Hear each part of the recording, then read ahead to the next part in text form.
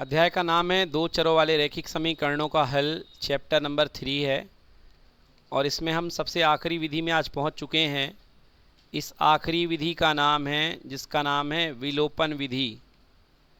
इसके पहले हमने ग्राफीय विधि पढ़ी, फिर हमने पढ़ी आपको कौन सी, प्रतिस्थापन विधि, और अब पढ़ रहे हैं विलोपन विधि। विलोपन माना विलोपित करना, विलोपित करना यानी गायब करना, मतलब हम किसी चीज़ को गायब करेंगे।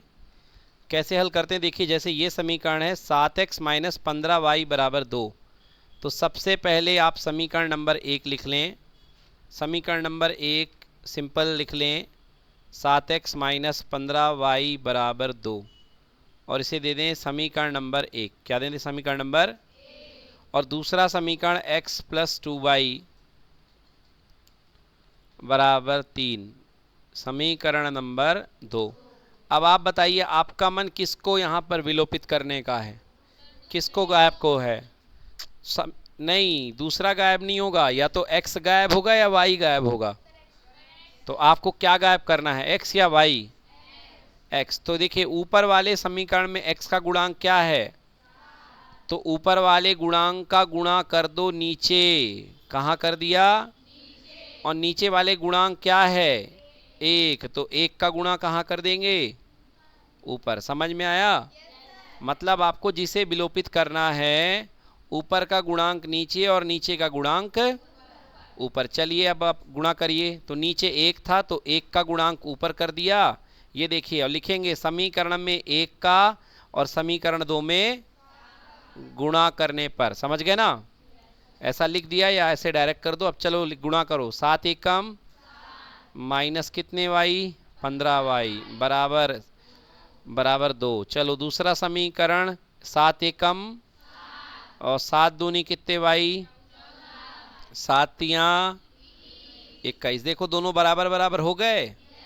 अब यहाँ लिखो घटाने पर। क्या लिखोगे? क्योंकि दोनों, इसका भी चिन्ह धन है और इसका भी चिन्ह क्या है, तो धन धन तो जुड़ जाएंगे। तो हटाने के लिए क्या करना पड़ेगा, माइनस। क्या करना पड़ेगा? हाँ, तो चिन्ह पलट जाएंगे। और नीचे वाले चिन्ह से मतलब है, ऊपर वाले चिन्ह से मतलब नहीं है। तो घटाओगे तभी तो वो कैंसिल होगा। तो ये प्लस का माइनस, ये प्लस का, ये भी क्या हो गया, 7x से 7x, माइनस का 15 और माइनस का 14, बोलो कितना हो गया, माइनस का 29y, और 2 प्लस का और 21 माइनस का, माइनस का 19, माइनस से माइनस 29y बराबर हो गया 19। तो y बराबर 19 बटे, ये y का मान आ गया। किसका मान आ गया? अब y का मान आप समीकरण 1 में रख दो। किस में रख दो? तो x का मान आ जाएगा, ठीक ना। चाहे 1 में रख दो चाहे 2 में रख दो, आपको कौन सा अच्छा लग रहा है, 1 या 2? 1 वाला थोड़ा कठिन है, 2 वाला ज़्यादा सरल है। देखो है ना, देखो 2 वाला ज़्यादा सरल है ना, तो 2 में रखो, ज़्यादा सरल वाले में रखा करो, उत्तर जल्दी आएगा। तो यहाँ पे देखिए y का मान समीकरण 2 में रखने पर, समीकरण, तो समीकरण 2 था x प्लस 2y बराबर 3, यही था ना। समीकरण 2 था x प्लस 2y बराबर 3। तो x की जगह x प्लस 2, y का मान आया है 19 बटे 29 बराबर कितना, 3। x प्लस 19 दूना 38 बटे 29 बराबर कितना, 3। तो x बराबर 3 में से माइनस हो गया कि नहीं हुआ? हाँ, तो यहाँ पे लिखेंगे x बराबर 3 माइनस 38 बटे 29। नीचे कुछ नहीं है, कितना आएगा, 1। x बराबर लघुत्तम कितना आया, 29। 29 में 1 का भाग दिया 29, 29 गुणे 3 87, माइनस 29 में 29 का भाग दिया 1, 1 गुणे 38 कितना आएगा, 38। तो आंसर कितना हो गया, ऊपर कितना बचा, 49, और नीचे कितना, 29। x का मान आ गया, y का मान आ गया, लिख देंगे अतः अभीष्ट हल है x का मान और y का मान। अगला क्वेश्चन विलोपन विधि से कर लेंगे। पहले देखो ये समीकरण को सही सही से लिखोगे, तो पहले इसको लिखोगे, बोलो 3x प्लस 5y बराबर का कितना, 8, बराबर का कितना, अरे 0 प्लस 8 हो जाएगा ना, प्लस 8 हो जाएगा तो 8 हो जाएगा। दूसरा 9x है कि नहीं है, 2y को यहाँ बुला लो, तो प्लस 2y की माइनस 2y बराबर कितना, 7, ठीक है। क्लियर हो गया? हाँ, अब किसको विलोपित करें? y को। किसको करें? x को भी कर सकते हो, y को भी कर सकते हो, ठीक है ना? चलो बोलो, y को विलोपित करने के लिए ऊपर काय का गुणा और नीचे किसका? 5 का। नीचे किसका?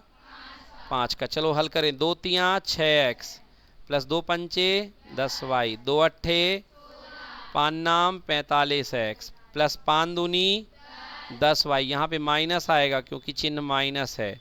माइनस का 10y बराबर 5 सते। अब देखो खुद ही कैंसिल हो रहा है तो घटाना मत, अब लिखोगे जोड़ने पर। क्या लिखोगे?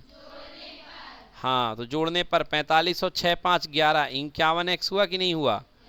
और माइनस 10y से प्लस 10y क्या हो गए? कैंसिल। ये भी जोड़ दो।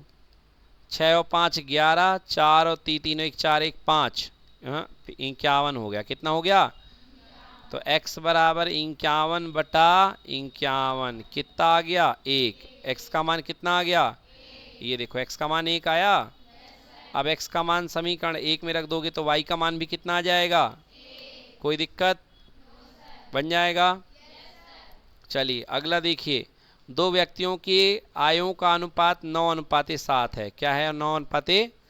तो मान लो उनकी आय है 9x और दूसरे व्यक्ति की आय है 7x और खर्चे का अनुपात है 4:3। तो पहले का खर्चा 4y और दूसरे का खर्चा 3y। ये बताओ, आय में से खर्चा निकाल दोगे तो बचत बचेगी नहीं बचेगी? और इनकी बचत कितनी है दोनों की? 2000 रुपये। कितने रुपए? 2000। तो पहला वाला देखो कितना पैसा पाया? आय 9x, 9x में खर्चा कितना किया? 4y, बचत कितनी बचा लिया? 2000। समीकरण 1 बन गया कि नहीं बना? अब दूसरा वाला देखो कितना पैसा पाया? 7x, खर्चा कितना किया और पैसा कितना बचाया? दूसरा समीकरण बन गया कि नहीं बन गया? ये देखो, ये समीकरण नंबर 1, ये समीकरण नंबर। कर लोगे अब चाहे तो आप इसको प्रतिस्थापन से कर लो, चाहे आप इसको विलोपन से कर लो, ठीक है? चलिए तो हल करिए तीनों सवाल को लाइन बाय लाइन, फिर आगे बढ़ते हैं। यस, यहां से करना है ना? उदाहरण नंबर 7, 6 तक तो हो गया था, 7 से करिए।